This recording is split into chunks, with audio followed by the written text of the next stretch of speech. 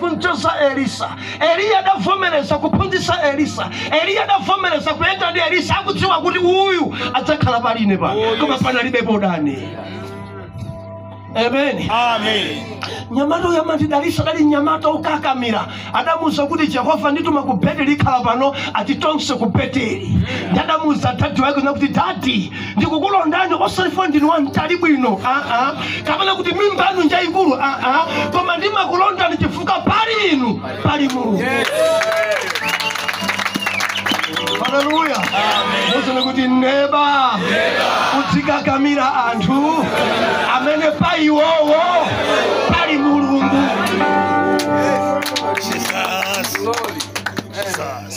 Kumangu kakamira zili zonse. Ayi. Tadanga nani? Ina sinema tsata mphepha ya. Kali kisana nga. Ndichisana mphepha. Chichiwa ndijana akacho. Mphepha. Yana kuti mphepha. Osama tsata mphepha. Osama tsata mphepha. Zibononga. Amen. Amen. Elisa adakakamira Elia. Akunena kuti chifukwa choti pali inu chandikopa pali Mulungu. Pali Mulungu. Pali Mulungu. Mukango kakamira munthu wachimasomaso inunso mudzakhala wachimasomaso. Mudzakhala wachimasomaso. Anyamata ndirakwena lupano. Musomakakamira dzanthu dzadzigololo ya. Tamuza nini bakuti neba osaka kamira zigololo aleke atae pesa wina.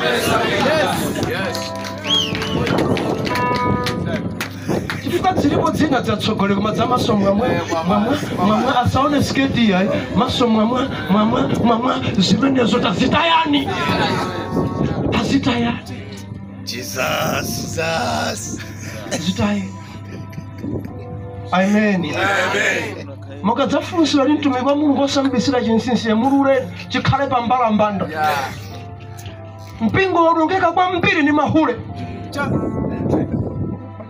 Olalikira koma mahule. Apa maudindo koma dzadzi masomaso.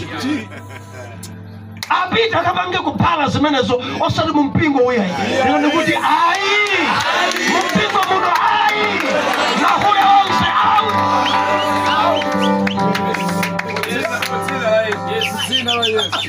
Hallelujah. Hallelujah. Kukakamira amene ali ndi kudzodzi. Mutapachita chitika. Atafika ku Beteli kuti tsala pano ndikupita ku Yeriko kuti tonse konko. Atafika ku Yeriko kuti tikupita ku Yorodano Elisa kuti tonse konko. Akuyenda naye badafunsa funso. Anyamata mudzikakamira. Ukakakamira dzakupasa funso. Adafunsa kuti ufuna ndikuchitirenji before kuchosedwa. Ndikupangire chani? Elisa adati bwa magawo awiri akudzodza utumiki wanu akhale paine. Magawo awiri achitike paine. Ndetadadi wapempha chinthu chachikulu kwambiri. Pano sindikupasa yayi. Ndikupasa chimenechi ukhale nane abe mpaka na kusuntha pa dziko pano. Ndipo ndiyang'anitsitse mpaka na nditachosedwa. Muzafanya Kaolina limafunika kuti achite kuvula mwinjiro. Amen. Nesanga vule mwinjiro mwana achite kuona njombo ya. Muniveka ya. Undiyangane chifuka china ndisachita kuchitaya nditakwela kale. Ndiye mwanayi adaenda abe nditati mpaka nakuti padabwera kamvumvulu amene adantenga Eliya. Mwana Elisa dayang'anabe ngakhale padali mphepo. Kapadali zitsatsa dayang'anabe mpakana kutengedwa kwandali pa Eliya. Anyamata nimveseni, kuli mphepo, kuli zitsotso zolowa m'maso. Penyani beni kakamira ni beni kuti mutenge makau awiri aladewa.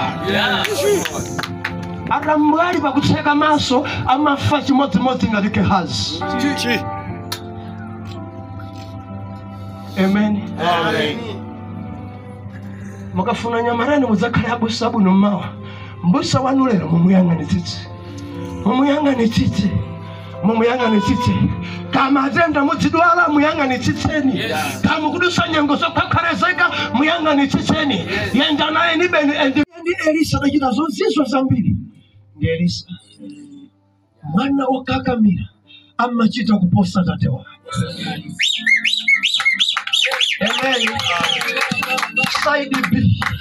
Side B. Mana okakamira chintsogolo chopotoka. Mana amadzapotoka kumbambwa na kupasa pangakesi. Amen.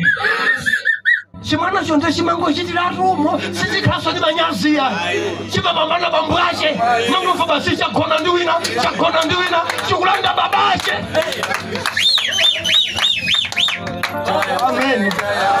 Amen.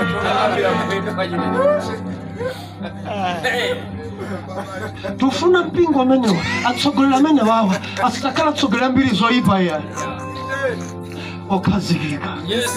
Inuyo ndi atsogoleri pano mukutumikira kale ngati mapamasta komano pali udindo wina umene mukusoka kuti muyang'anitsitse mudzakhale pa chimene winayo ali ndiye mulowa malo. Ananena zambiri koma Gehazi amanimvesa chisoni. Tsiku lina Mulungu amadzivomereza pena kuti atate asadziwe kwa mwana adziwe. Koma mwana ukangodziwa sikuti ungakonze zinthu iyayi. Amakonza benda atate aja. Analankhula choncho dzulo pano. Mwana adaona kuti muli imfa nkhalimu. Mwanayo adauza atate chonde tate musadye nkhalimu muli imfa. Ndiye tate adapeza njira kuti imfa imene timegonjesa ndi ufa. Tengani ufa muike mmenemu tiphecho wawacho. Kodi tili limodzi? Tidonse kaya?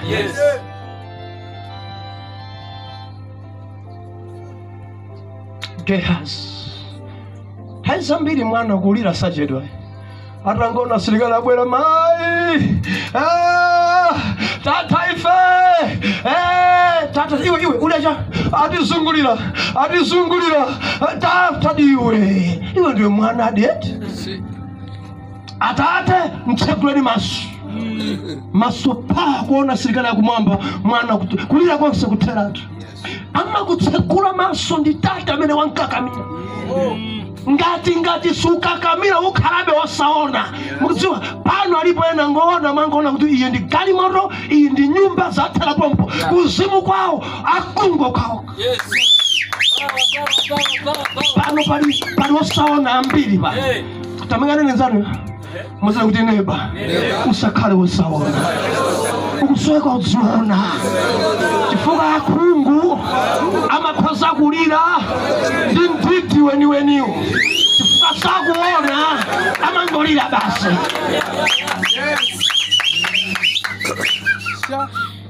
Amen. Tsiku lina nyamata amene adali ndi Gehazi ndi Elisa papiri. Ndiye adasungidwa ndi mzimu nyumba, adadya, adakhura. Ndiye ali kupiri kuja kukalimiri akuti kudachitika maliro. Mwana uja adatani? Adamwalira. Ndiye mzimu uja una mwana amwalira, ngamanga nyumba pamwamba kumangira Elisa adya ndi mwana wake pano, mwananso afa. Ndipite kuliyewo. Ndiye adatenga bulu kandi galeta mkukwera. Iye ndi nyamata itiye konko. Adya pano. mwana yadaichita kundilonjeza ndiye ndidangokala mbopanda mwana zikadi kwa ndiye anganipache mwana so ndikufa ndiye kwa ndiye adapita mpaka na kwa pesa kupiriko. Elisa dali ndi Gehazi konko. Bible kunena kuti akubwera kuti Elisa dali akuoneka ngati mzimayi mtima wacho kupeteka. Koma kunena kuti chifukwa chani Jehova sadanduze chinthu ichi.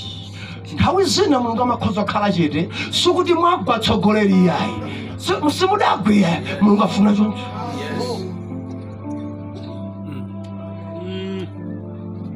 Ndi adabwera kudzagwa pamendo pa Elisa.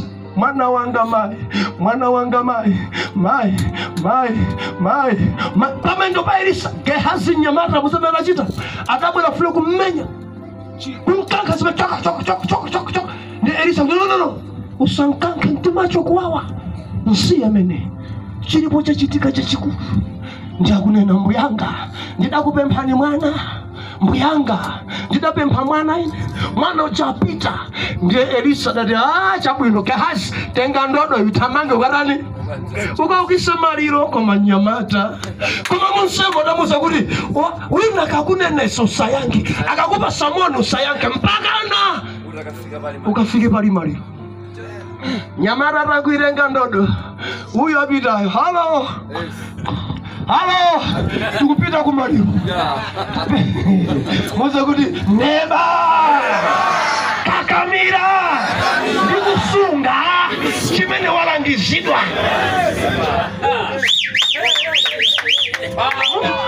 Sadauke nkomwe mpaka nathamangala kuti tikupita kaukitsa mwana afa kuti kwamgonesa mchipinda tikupita kaukitsa waiona ndodo mbale angokupasa kokha kuti ndiwe cheya wachani